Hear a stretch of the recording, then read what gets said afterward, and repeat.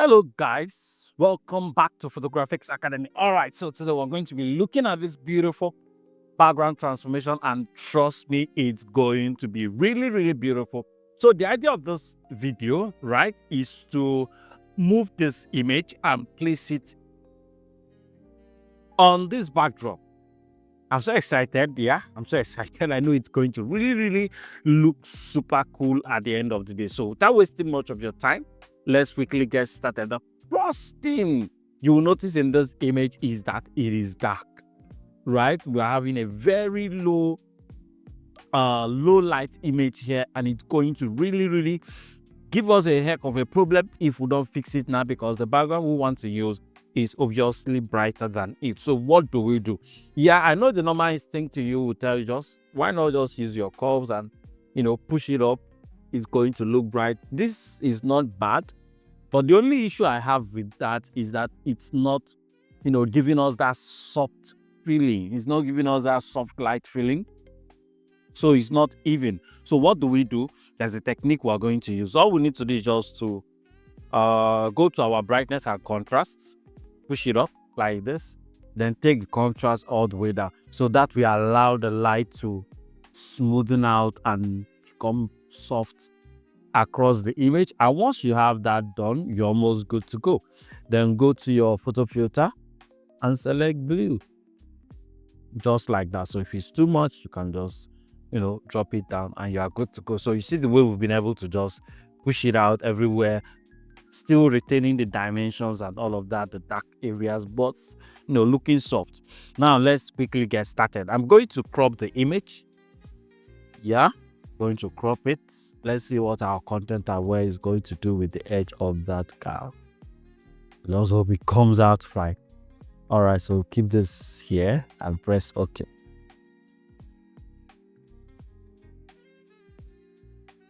Beautiful. Beautiful, beautiful, beautiful, beautiful. The next thing to do is to separate the object from the background. We separate her from the background so that we can bring in the background and do all the blending and all of that. So I'm going to make a section of the object.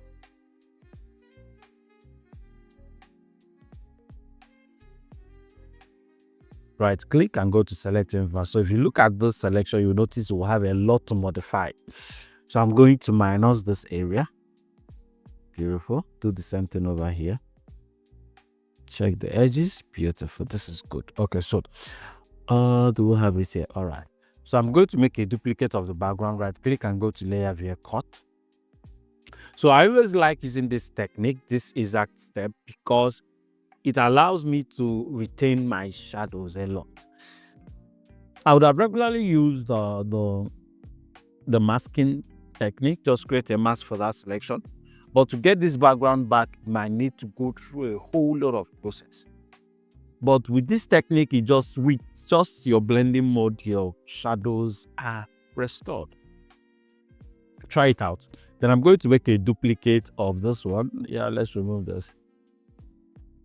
Press Ctrl J, pick up your move tool, and drag your background all the way in. Place it over here.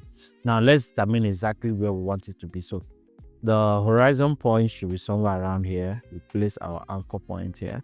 Make sure your auto select is turned off, right? Place our anchor point here and scale it in from that area. Beautiful. So I feel I need to get this back. If possible, push this in. Nice one. Press enter. Change the blend mode to overlay. Good. Now, the challenge is that my object is brighter, right? So I'm going to need to darken her down a little bit from the highlight. Nice one.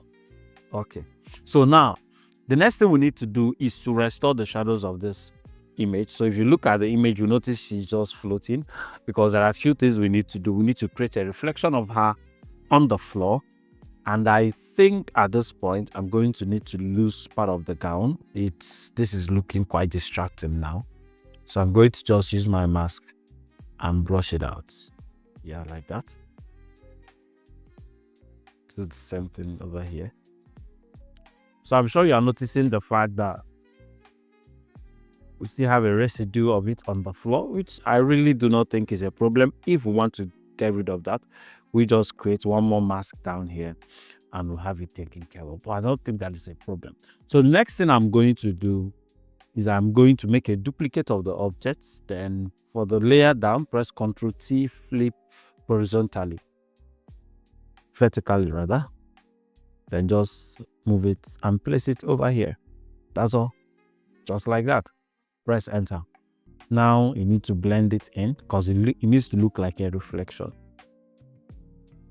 I like what soft light is doing, but let's look for something better. I think this works better for me. Then we'll just reduce the opacity like that. Now the next thing to restore is our shadow. So if you look at the image, you'll notice that she's just standing there. There is no shadow. So to get the shadow back, we have our shadow in this layer. Look at it on the floor. So to get it back, make a duplicate of our background layer, drag it all the way into here in the middle, change the blend mode to multiply or any other blend mode that allows you to get back the shadow. Or alternatively, you can just leave it the way it is. Leave it the way it is, press Ctrl U, remove all the hue and saturation there. Then change the blend mode. This is so cool. So I'm looking for something that will darken it down but not hide out my own background. Okay, so I'll hold my alternate and create a mask, or rather, create a mask, pick up my brush and just paint it in here.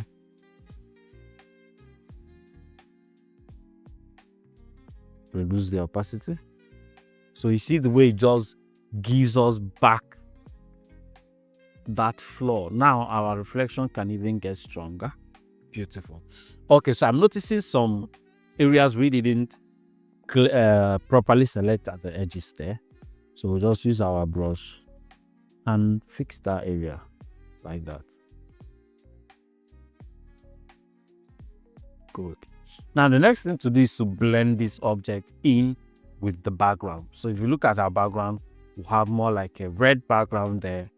It's a red light, but our object is clearly not representing that. So let's see if we can scale this in a little bit more. Yeah. So our object is not clearly representing that.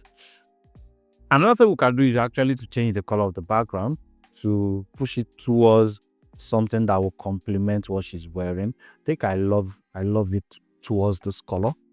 Makes her pop out from the image. She's no longer hidden in the image. You can stick with the red, but I guess that really works for me. My history panel, let me just go back to history and pick it up. Yeah, that really works for me. You can as well decide to change it to any other thing if you wish to. But I think that works perfectly well. This is also really beautiful. This is so beautiful. So we'll just stick with this. The next thing to do is just to create a global color grading that is going to bring all of this together. So we go into our color lookups, very important. At least for now, we use that. Go to Windows, Properties, and here it is. So let's change it and see the one that gives us something that really works. This is beautiful. So beautiful. This looks cool. Okay, so we'll go for something very cool and we'll now drop it down. I love this, so we'll just have to bring it down. And another thing is to go to our gradient map, change the gradient to noise, press OK, change the blend mode to soft light, return, make sure that your roughness is up somewhere around 30, and just move your randomize. This will look good. We'll bring it down. So the next thing I want to do is I want to color grade her skin. I feel her skin is slightly not looking like a human skin. So, a human skin tone. So what do? I will make a duplicate. I will apply the mask first of all. Then make a duplicate, create a mask for it, then go to select, go to color range, select just her skin tone, right? Only her skin tone. Okay, I think I have to paint that in manually right there. Okay, so once the skin tone is selected, press OK.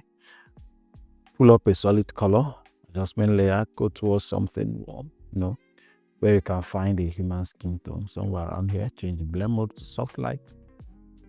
Then use the mask to replace it. Just like that, right? Delete this one. Pick your brush.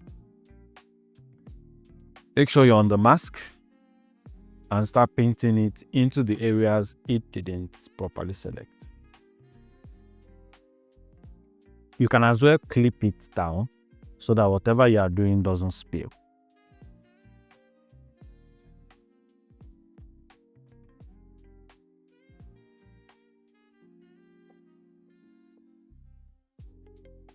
Okay, so once your selection is good, reduce the opacity somewhere you would want it to be.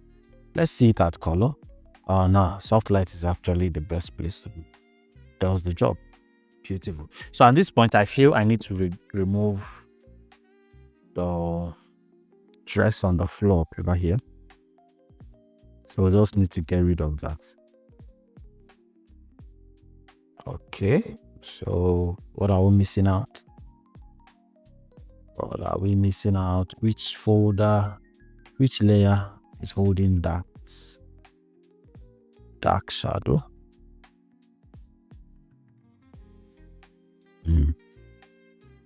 This isn't good at all. We need to use clone stamp and take care of that later. So let's just leave it there.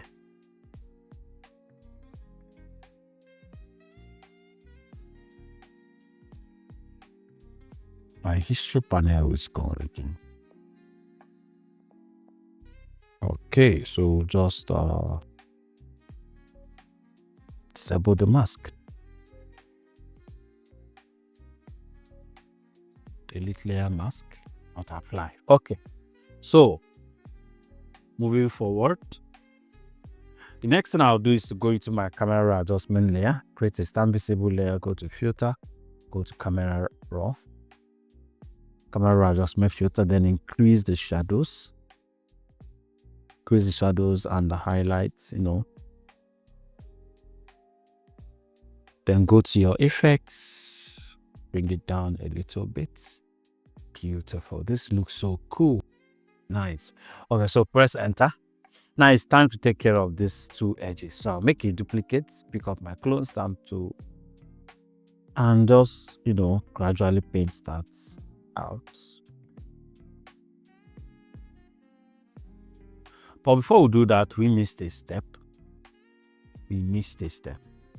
So I'm noticing that my shadows are gone entirely. My shadows are gone, probably because of the way we painted on the floor or something. With that light flooding down like that. Good. So what do? We have to find exactly where our shadow is. Have to find it. We just have to find it. Multiply. Pick it up. Still too much. So if we don't have this here, what would it look like? Okay, so I'm going to delete the mask. Good. I'm going to delete the mask. Have it just like this. Then find exactly our shadow. Create an entirely new mask.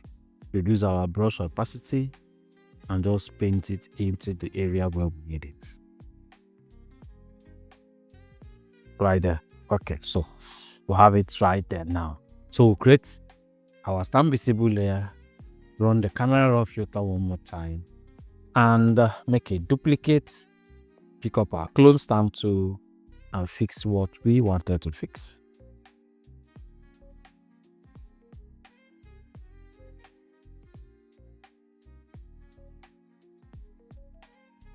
And we are good to go. So I feel the image have a lot of reds in it.